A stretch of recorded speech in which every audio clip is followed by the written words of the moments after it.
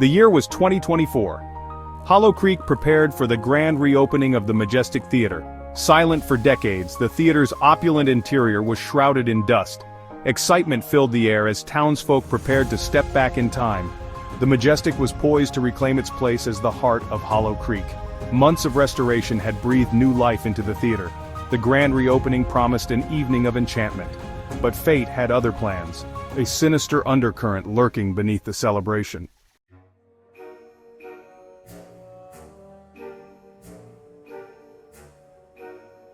The grand reopening was a resounding success. Applause echoed through the restored hall as the final act took its bow. Backstage, a sense of unease began to ripple through the cast and crew. The ticket collector, Arthur, was nowhere to be found. His absence soon morphed into an unsettling enigma. Arthur was known for his dependability. His sudden disappearance was jarring. A frantic search commenced. Every nook and cranny was examined. The police were summoned. Where could Arthur have gone? Had he met with foul play, or something more sinister? The theater now seemed to hold its breath.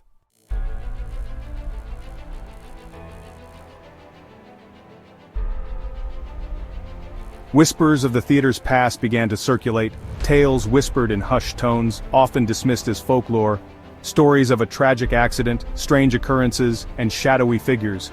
The search for Arthur gave these tales a chilling resonance. The final dress rehearsal was fraught with unsettling events, an unnerving presence, flickering lights and misplaced props. Nervous laughter masked a growing unease. One incident stood out, actors drawn to the basement by a strange noise. They found a locked door, a growl from the other side. Terrified, they fled, their experience now sinister. What secrets lay hidden behind that locked door? Could they hold the key to Arthur's disappearance?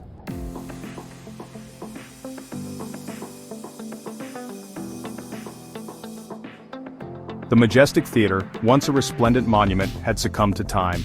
Its facade, once gleaming, now marred by peeling paint and crumbling stonework.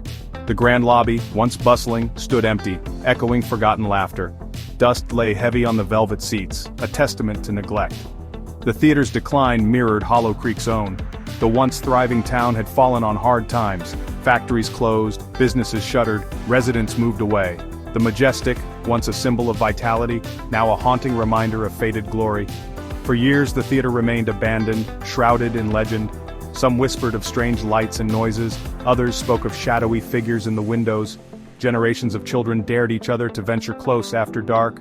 The Majestic, once a place of joy, had become a symbol of loss, a tangible manifestation of the town's heartache. Yet beneath the decay, a glimmer of hope remained.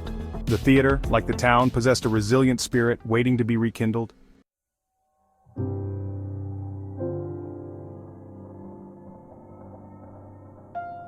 Section 2. The Incident. One tale held power over the town's imagination, a stagehand named William, dedicated to the Majestic, known for his meticulous work ethic. One night, tragedy struck. A frayed rope, a moment of inattention. William fell from the catwalk. His body was discovered the next morning. The accident shocked Hollow Creek. The Majestic closed its doors indefinitely. William's death became a tragic footnote. Some whispered his spirit roamed the theater. Others dismissed it as superstitious nonsense.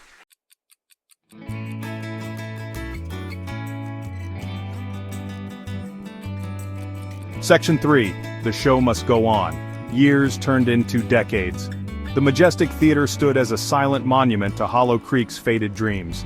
Yet a glimmer of hope emerged. Passionate residents, led by Sarah, aimed to restore the theater. They poured their time and energy into the project. The restoration was arduous but fueled by love for their community. The theater's grand reopening promised to be a momentous occasion.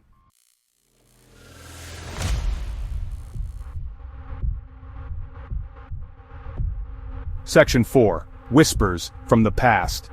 As the grand reopening drew near, a palpable sense of anticipation filled the air. However, beneath the surface of excitement, a current of unease lingered. Whispers of the theater's past, long dismissed as local lore, resurfaced, fueled by a series of unsettling incidents during the final stages of renovation. Construction workers reported tools going missing, only to reappear in impossible locations. Strange noises, unexplained drafts, and fleeting glimpses of shadowy figures plagued the renovation crew, their unease growing with each passing day. Rumors spread like wildfire, whispers of William's restless spirit, seeking retribution for his untimely demise. Even Sarah, a staunch believer in the power of positive thinking, couldn't shake off the feeling that they were not alone within the theater's walls. She dismissed the strange occurrences as tricks of the light, echoes in the old building, anything but the supernatural. Yet deep down, a seed of doubt had been planted, a nagging feeling that something was amiss. The final dress rehearsal was particularly unnerving. Lights flickered inexplicably, props seemed to move on their own, and a bone-chilling coldness permeated the air, sending shivers down the spines of even the most skeptical cast and crew members. The actors, initially amused by the strange happenings, grew increasingly agitated, their performances suffering as a result.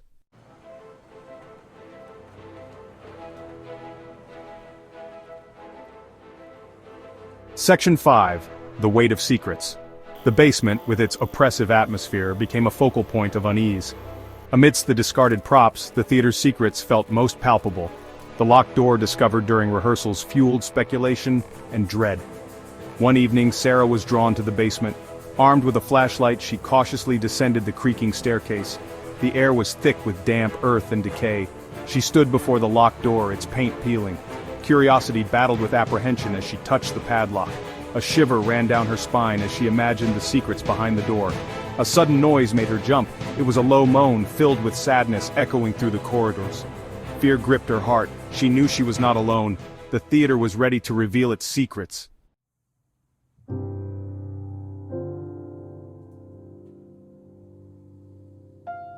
Section 1. The final act begins.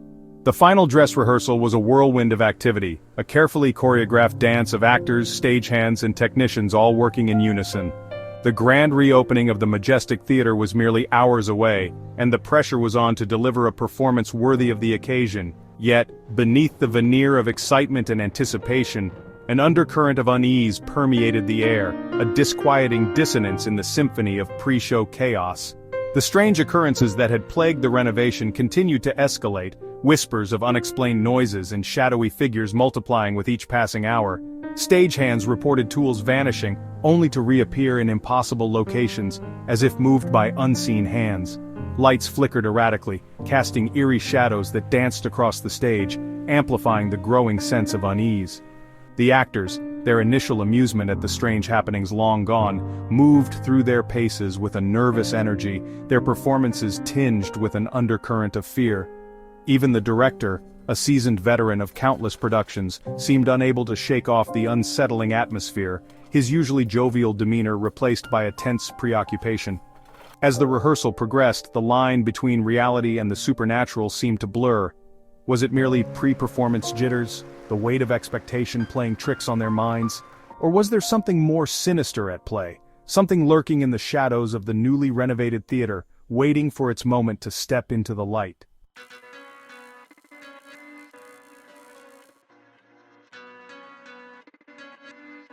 Section 2. Growing Shadows. The basement, with its oppressive atmosphere and labyrinthine corridors, became a focal point of the growing unease. The locked door, discovered by the actors during an earlier exploration, loomed large in their imaginations, a tangible symbol of the unknown. Strange noises seemed to emanate from the vicinity of the locked door, whispers, moans, and the scraping of unseen objects sending shivers down the spines of those unfortunate enough to venture too close. The air grew colder as one approached the door, a bone-chilling coldness that seemed to seep into the very marrow, defying any rational explanation. The actors, their nerves already frayed by the escalating strangeness, began to avoid the basement altogether, their imaginations conjuring up images far more terrifying than anything reality could offer. Stagehands, their faces pale and drawn, spoke in hushed tones of the restless spirit of William, the long-dead stagehand. His presence felt most strongly near the locked door. The energy in the theater had shifted palpably. What had once been a place of excitement and creative energy was now shrouded in a veil of fear and trepidation. The show, it seemed, would go on, but not without a fight. Something dark and unseen was stirring in the depths of the majestic, and it would not be ignored. The actors and crew felt the weight of the theater's secrets, a palpable tension that grew with each passing day.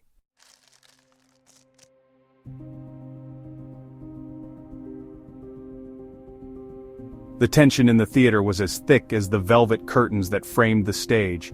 The final act of the dress rehearsal was about to begin, and the atmosphere backstage crackled with a mixture of nervous energy and palpable fear.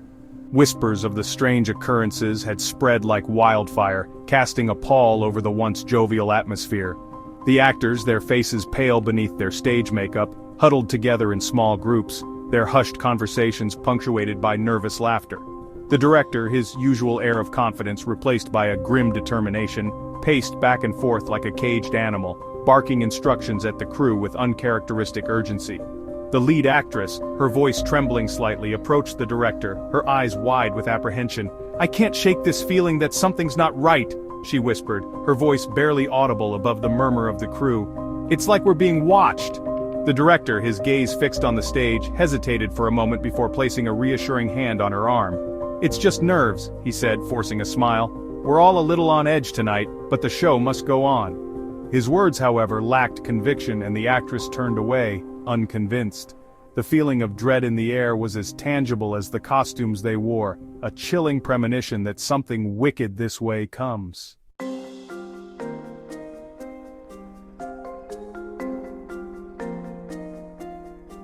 The final act of the dress rehearsal was a disaster. Lines were forgotten, cues missed, and the performance that had flowed so effortlessly in previous run-throughs was now disjointed and amateurish. The actors, their concentration shattered by the oppressive atmosphere, seemed to move through the scenes as if in a trance, their eyes wide with a mixture of fear and confusion.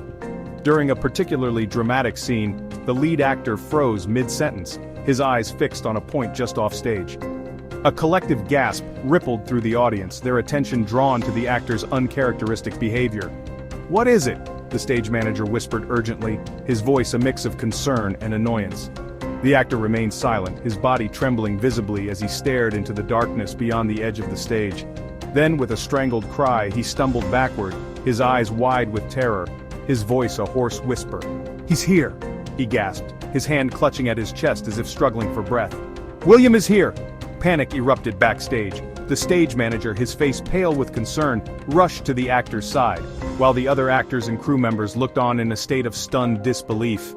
The director, his initial annoyance quickly turning to alarm, ordered the curtain lowered, plunging the stage into darkness.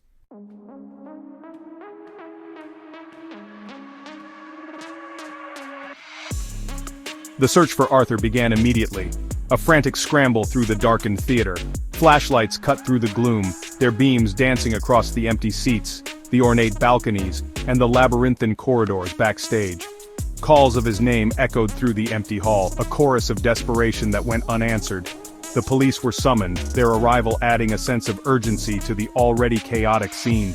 Officers, their faces grim, questioned the theater staff, their inquiries met with shrugs, confused accounts, and a growing sense of dread. Arthur, a man of routine, a fixture at the Majestic since its reopening, had vanished without a trace. The basement, shrouded in darkness and heavy with the weight of the evening's events, was searched with particular intensity. The locked door, now standing slightly ajar, seemed to beckon the officers forward, its secrets whispering promises of answers. Yet, behind the heavy wooden door, they found nothing but an empty room, its floor covered in dust and debris, its air thick with the scent of decay and forgotten time. Arthur was gone, his disappearance as inexplicable as the strange occurrences that had plagued the theater. The grand reopening, once a symbol of hope and renewal, was now shrouded in a veil of mystery, the joy of the occasion extinguished by the chilling realization that something wicked had indeed come to the Majestic, and it had claimed its first victim.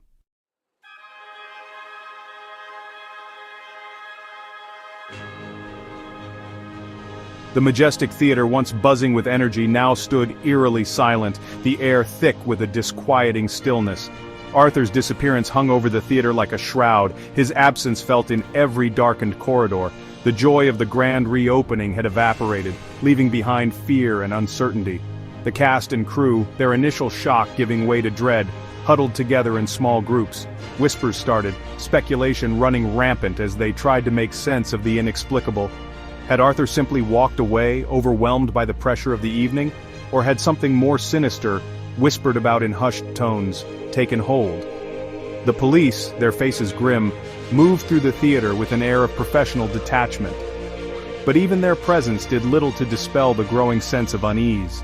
The theater, once a place of dreams, now felt tainted, its magic corrupted by an unseen force. The show must go on, but the heart had been ripped out of the majestic. The actors, their performances now lacking spark, moved through their paces like automatons. The audience, sensing the tension, watched in stunned silence, their applause subdued.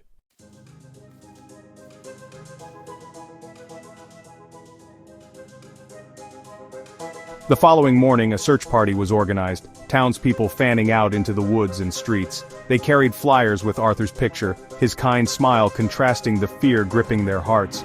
The police pursued every lead, interviewing theater staff and audience members. Days turned into weeks, hope dwindling into despair. The theater remained closed, a reminder of the tragedy.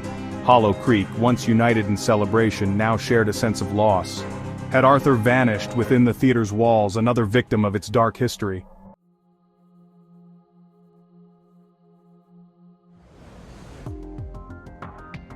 Sarah, unable to shake the feeling that the answers to Arthur's disappearance lay hidden in the theater's past, immersed herself in its history. She scoured old newspapers, interviewed longtime residents, and delved into the archives of the local historical society, determined to uncover the truth. Her research led her to the tragic story of William, the stagehand, who had met his untimely end all those years ago. She learned of the rumors that had circulated after his death, whispers of his restless spirit haunting the theater, seeking retribution for his fate. She discovered that William had been a solitary man, devoted to his work, his only solace found within the theater's walls. Sarah learned that William had kept a journal, a leather-bound volume filled with his thoughts, his dreams, and his frustrations. The journal, passed down through generations of William's family, had eventually found its way into the hands of a local antique collector who had dismissed it as worthless and relegated it to a dusty corner of his shop. With a mix of trepidation and anticipation, Sarah tracked down the antique collector and acquired William's journal. As she carefully turned the brittle pages, the ink faded and the handwriting spidery, she felt a chill run down her spine. It was as if she were reaching across time, connecting with the spirit of the long-dead stagehand, his words a window into a troubled soul.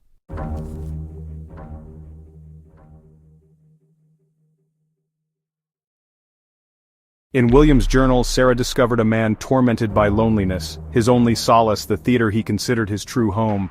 He wrote of his frustrations with the actors, his resentment of their fleeting fame, his bitterness at being relegated to the shadows, while they basked in the spotlight.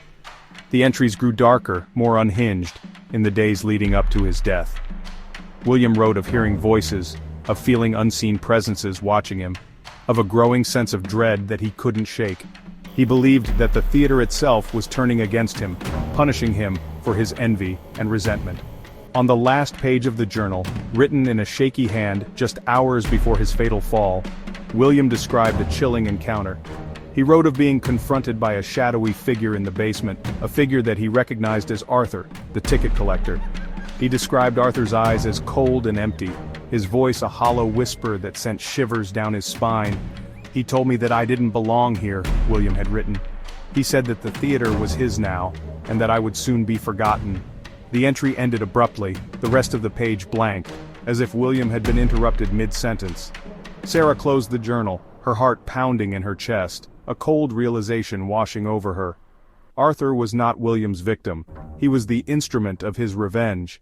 Armed with newfound knowledge, Sarah returned to the theater, her steps echoing in the silence.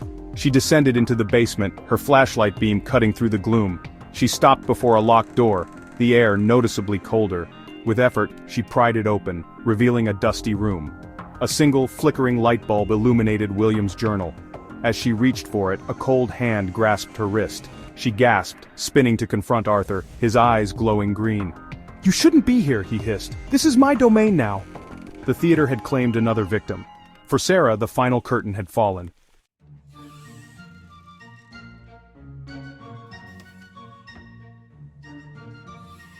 The majestic theater stood silent once more, its doors closed indefinitely.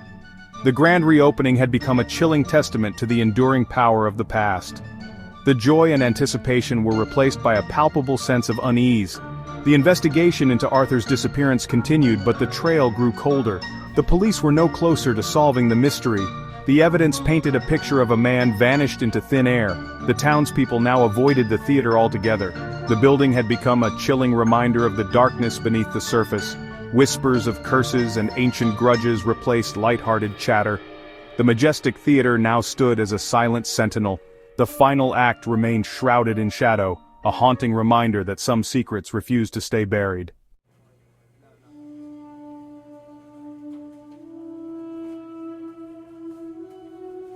In the days and weeks that followed, Hollow Creek became a breeding ground for whispers and rumors, each retelling of Arthur's disappearance more outlandish than the last. Theories abounded, ranging from the plausible to the downright bizarre. Some clung to the belief that Arthur had simply chosen to disappear, seeking a fresh start far from the prying eyes of their small town. Others, their imaginations fueled by the town's history and the strange occurrences at the theater, whispered of darker forces at play. Tales of William, the long-dead stagehand, resurfaced with renewed vigor, his tragic demise now intertwined with Arthur's disappearance. The locked door in the basement, the chilling encounter described in William's journal, and the palpable sense of dread that permeated the theater all pointed towards a supernatural explanation. An ancient score settled, a restless spirit claiming what it believed was rightfully his. The rumors, fueled by fear and the unknown, spread like wildfire through the town, seeping into every nook and cranny of Hollow Creek's collective psyche. The lines between fact and fiction blurred, reality warped by the weight of speculation. The majestic theater, once a source of pride and entertainment, had become a symbol of fear and suspicion, its very name spoken in hushed tones, a chilling reminder that some stories are best left untold.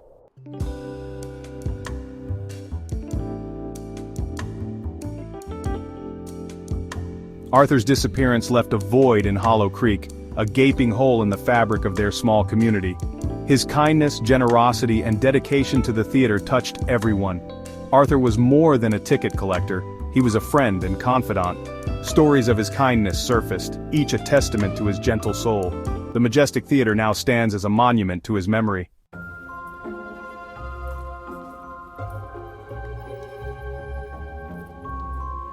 Sarah's search for Arthur had gone cold, but she refused to give up hope. She spent countless hours poring over William's journal, searching for any clue. She visited the library, immersing herself in books on local history and the paranormal. She felt a connection to Arthur and refused to believe his story had ended tragically.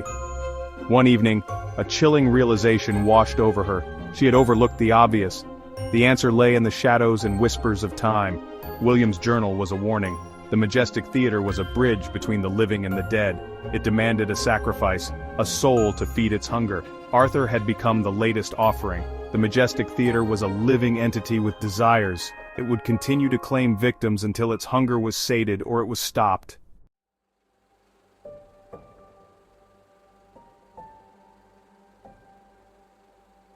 The majestic theater remained closed, a silent monument to the mysteries held captive within its walls. The truth of Arthur's fate remained elusive, a chilling secret shared only by the shadows that danced in the flickering gaslight and the whispers that echoed through the empty corridors. The townspeople of Hollow Creek, forever marked by the events of that fateful summer, learned to live with the uncertainty, their lives forever intertwined with the theater's dark legacy. Some whispered that Arthur's spirit lingered within the theater, trapped alongside the restless souls claimed by the majestic's insatiable hunger. Others believed that he had found peace, his soul finally at rest beyond the veil of the physical world. Whatever the truth, Arthur's memory lived on in the hearts of those who had known him, a bittersweet reminder of the fragility of life and the enduring power of human connection. The majestic theater stood as a stark reminder that some stories have no endings, no neat resolutions. The show, as they say, must go on, but for the majestic, the curtain had fallen on a tale of tragedy, mystery, and the enduring power of the past. And in the quiet hours, when the wind whispered through the rafters and the shadows danced in the flickering gaslight, one could almost hear the echo of Arthur's laughter, a haunting melody lost in the darkness, a reminder that some secrets are best left undisturbed.